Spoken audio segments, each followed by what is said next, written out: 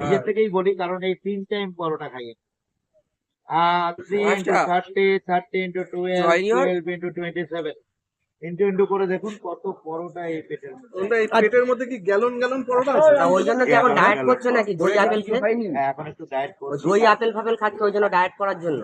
একদম। আচ্ছা আচ্ছা, মানে এতদিনে মানে যা এত পরোটা খেয়েছো বেশি হয়ে গেছে খাওয়াটা। মানে সবকিছু একটা লিমিট করেই পাঠিয়ে দেয় উপর। তুমি কি চাইছো তোমার মতো আমাদেরও ভুঁড়িটা হোক? দেখো আমার হচ্ছে না তো। পরোটা খেলে হবে? তোমার পরোটা খেলে মোটামুটি ভুড়ি ব্যাপার বলতে নাকি পারি। তোমার মতো এখন ডায়েট করতে হবে? বলো একটু। কারণ উপরবেলার ওটাই কথা, সবাইকে পাট পাট এত মানুষকে সৃষ্টি করেছে, সবাইকে একটা সমভাব রেখে দিচ্ছে। দেখবে ডাক্তার, তুমি খেতেই যাচ্ছ খেতেই যাচ্ছ। এরকম একটা গল্প আছে, আমি ছোট্ট করে বলি, যে তোমার সিস্টেমে তুমি কিন্তু খাচ্ছ, খেয়ে যাচ্ছ বেশি, যখন তোমার বেশি হয়ে যাচ্ছে ডাক্তার মানা করে দেয়, এটাকে কেউ।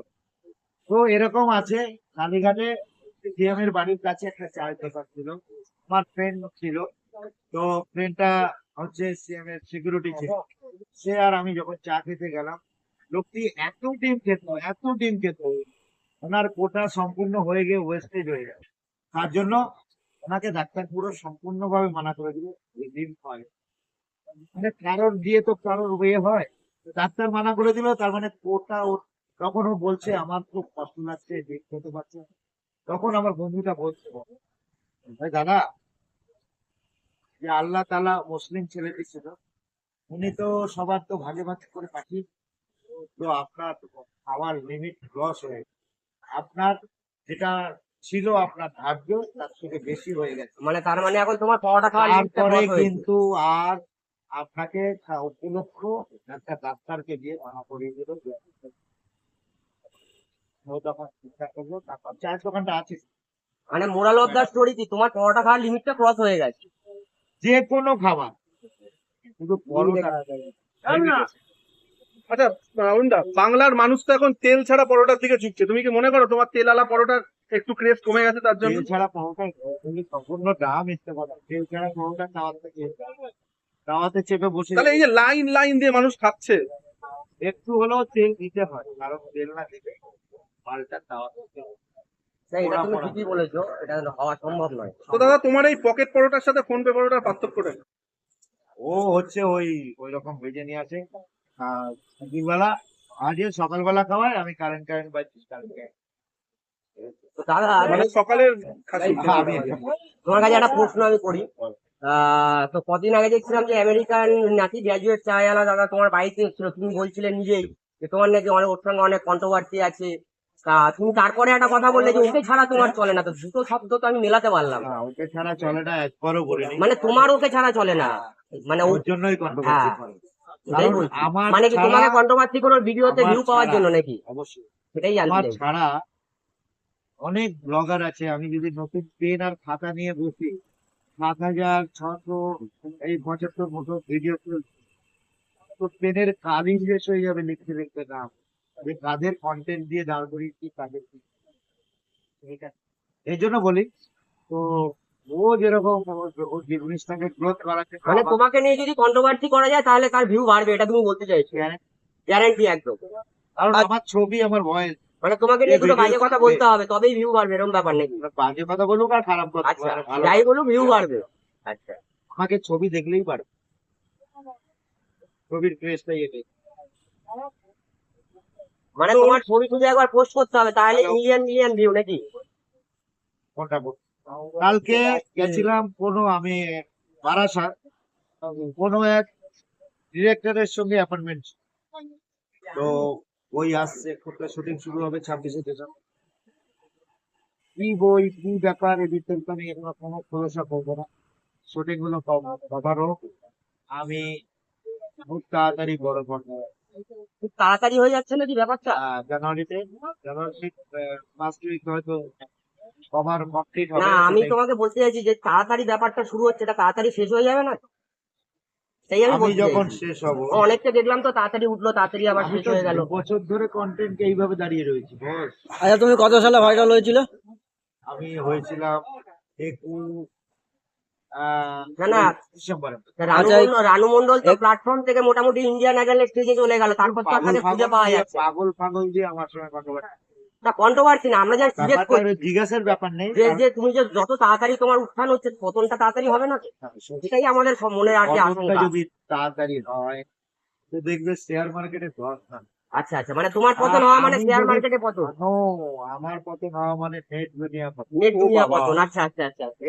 দাদা শেয়ার মার্কেটে অনেক টাকা তো লাগিয়ে রেখেছি, তুমি একটু ধীরে চলো যাতে আস্তে আস্তে উঠলে আমরা উঠতে পারি। নো, শেয়ার মার্কেটের সঙ্গে আমার কোনো সম্পর্ক নাই।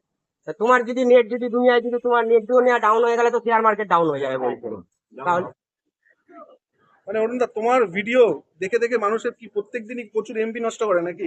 একদম এন্ট্রি থেকে শুরু করে বিভিন্ন ভাবে তার টাইম পাস। মানে এখন আর বাংলায় কোনো এই অভিনেতাদের কদিন আর আগে- ক্রেজ নেই, তাই তো? দেব, প্রসেনজিৎ, চিরঞ্জিত এরা নেই এখন। সিনেমা হলে মানুষ যাচ্ছে না তো, তো ক্রেজটা বাড়বে। সিনেমা হলে এখন ঘরে টিভি, হাতে মোবাইল, যেটা পছন্দ হলো টিকিট হবে দেখে নেবে। সিনেমায় কি করতে যাবে? যার জন্য ওদের ক্রেজ নেই। আমার ক্রেজটা খাবারের উপর থেকে বেস করে, নিজের ওনার উপরে বেস করে আমি এই টকিং পাওয়ারের উপরে বেস করে আমি তা তোমার আশেপাশে এত কম্পিউটার রয়েছে, এত দোকান রয়েছে, তাতে তোমার I don't মানে তুমি care. শুধু চকলেট পাহাড়ে কেটে যাচ্ছ নাকি? আমি নট টকিং পাওয়ার, আমি এগুলো জনগণ পরিষেবা মানে লেবার। আচ্ছা আমার এতে আর আমার আর সূর্য সাউ। আমি গত পুজোর দিকে দুর্গা পুজো করেছি, আটখানা কালী পুজো করেছি, মোটামুটি 6-7 মাস। তা সাধারণত কি তুমি এই পরোটা বিক্রি করে সমাজ সেবা করছো নাকি আলাদা কোনো সমাজ সেবা করছো যেখান থেকে তোমার সমাজ ইনকাম সেবা, নেই? তাহলে তুমি সমাজ সেবা আছে। লকডাউন, এই লকডাউনে 27 দিন 5 টাকায় গাড়ির তেলের পাশে তো সারাদিন ঘুরতে গেলে 200 টাকা তেল কিচ্ছু না। আমি সল্টলেক থেকে ওষুধ থেকে ওষুধ দিয়েছি, আইটির ওখান থেকে ভাঙড়ে ওষুধ পৌঁছেছে। তারা মুরগি বেঁচে দিচ্ছে। কিন্তু তখন তো তুমি ভাইরাল ছিলে না তো। ভাইরাল ছিল না, পরিষেবা ছিল। তা তুমি এত যে তখন পরিষেবা দিলে তখন তুমি এবারে viral বেড হলে না? টু বেড ব্লাড দিয়েছে 1 নম্বর, এখান থেকে ব্লাড কার্ড দিয়েছে মানুষ। তো এগুলো হচ্ছে জনগণ পরিষেবা। ওই জন্য জনগণের কেউ ক্ষতি করতে চাইলে না, তাকে কিন্তু আমি ছেড়ে পাবো। অরুণদা মাঝে তুমি অনেক দোকান ওপেন করছিলে, সেই দোকানগুলো হঠাৎ কি হলো? দোকানগুলোর সমস্যা একটা হচ্ছে পার্টনারশিপে করেছিলাম, তার একটা প্রবলেম আছে, ইলেকট্রিক দিয়ে গেছে, জায়গার সমস্যা, ওর জন্য।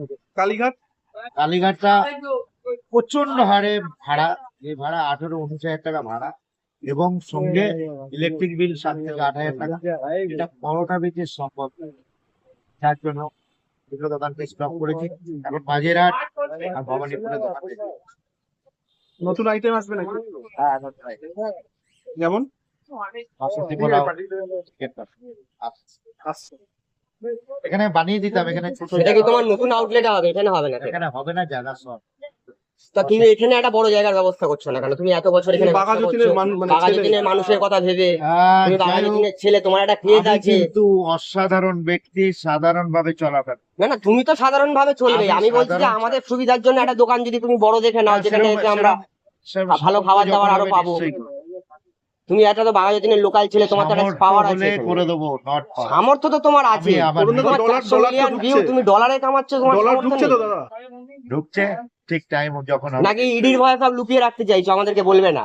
ইডি রেড করে দেবে নাকি? এরকম কোনো ব্যাপার নেই। আমি অসাধারণ ব্যক্তি, খুব সাধারণ ভাবে চলাফেরা আমাকে। আমি কিন্তু অসাধারণ ভাবে চলি না, ঠিক আছে? ফোন তো তোমার ঢুকেই যাচ্ছে, তুমি তো বিশাল ব্যস্ত। ফোন- সিএম এর থেকে বেশি ফোন ঢুকছে মনে হয় তোমার। হ্যালো হ্যালো, হ্যাঁ বলুন। বললো না? হ্যালো, অরুণ অরুণ করছে। এখন অরুণ অরুণ তো চাইতে সকালবেলা ঘুম থেকে উঠেই লোক অরুণ দা বলছে, অরুণ দার পরোটা খাবো। 3টে পর্যন্ত আমরা চলে এলাম যেমন বারাইপুর থেকে তোমার পরোটা খেতে। অবশ্যই।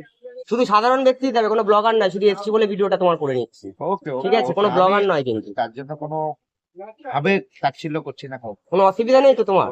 সাধারণ মানুষ তোমার ভিডিও এরই করতে করছে। পারে তো নিশ্চয়ই। অবশ্যই এরই করছে, কোনো ব্যাপার না। আমরাও চেষ্টা করে দেখি তোমার ফেসটাকে দিয়ে যদি একটু ভাইরাল হওয়া যায় নাকি। তুমি তো বললে হওয়া যায়, আমি তো তোমাকে বিশ্বাস অবশ্যই করছি। হওয়া যায়, ক্যামেরাটা উল্টে তোমার মুখটাকে দেখাও। আমার মুখটা থাক না, তোমার মুখটাই বেস্ট। আমার মুখ দেখলে হবে না, এবার তোমাকে আমার সঙ্গে নিয়ে প্রোফাইলটা তো থাকলে হবে তো? তখন তো লাফাবে। আমার প্রোফাইলটা থাকলে লাভ হবে না? আমার প্রোফাইলে যদি তোমার ভিডিওটা লোড করি, সেটা গাড়ি টানছে না তো? হবে। আশা করি 99%। সেটার আশাতেই তো তোমার ভিডিওটা করা। ওকে, থ্যাংক ইউ। ধরো মার্কেটে যদি একটা নতুন ব্লগার ওঠে তোমার ভিডিও করে, তোমার অসুবিধা নেই তো? আর বাকি তাদের তো অসুবিধা থাকবে না, Blogger, তারা জানে blogger-ই- উঠতে পারবে না। যারা কন্টেন্ট ক্রিয়েটারকে আমি সব কন্টেন্ট ক্রিয়েটারকে আমি আমার হ্যাটস আপ, কারণ একটাই, যারা ভালো ভিডিও, আমি যদি কন্টেন্ট করি যারা- তাহলে এটাই হবে প্রথম ভিডিও তোমার যারা ভিডিও। একটু ওই ছাপড়িগিরি করে তাদেরকে হ্যাঁ অবশ্যই, দাঁড়াও না সামনে, আমি ভিডিও করছি। দেখো এটা আমার বন্ধু বারাইপুর থেকেই এসছে, ঠিক আছে? তোমার জন্য একটু না, পাশে তুমি তো দাঁড়াও, একটু পরোটার বিশ্বকর্মা বলে নিজেকে, তো তোমার এই পরোটা আলুর দম কেউ কি সাজেশন নিয়েছে তোমার থেকে? তারপরের দিন আমি উপরে চলে গেলাম। না না, তুমি তো অনেককেই সাজেশন দিয়েছো, নন্দিনীকেও শুনলাম সাজেশন দিয়েছো। সাজেশনটা আলুর দমের দিয়েছিলাম নন্দিনীকে, নন্দিনীও স্বীকার করেছে যে আলুটা ভালো হচ্ছে। আলু মানে মানে আগে নন্দিনী যে নন্দিনী এরকম এখন আর আলুর আলু বেচছে না, নন্দিনী তো এখন বড় রেস্টুরেন্ট করেছে, মানে এসি আগে- রেস্টুরেন্ট। আগে নন্দিনী যে আলুর দম করতো সেইটার কি সমস্যা ছিল?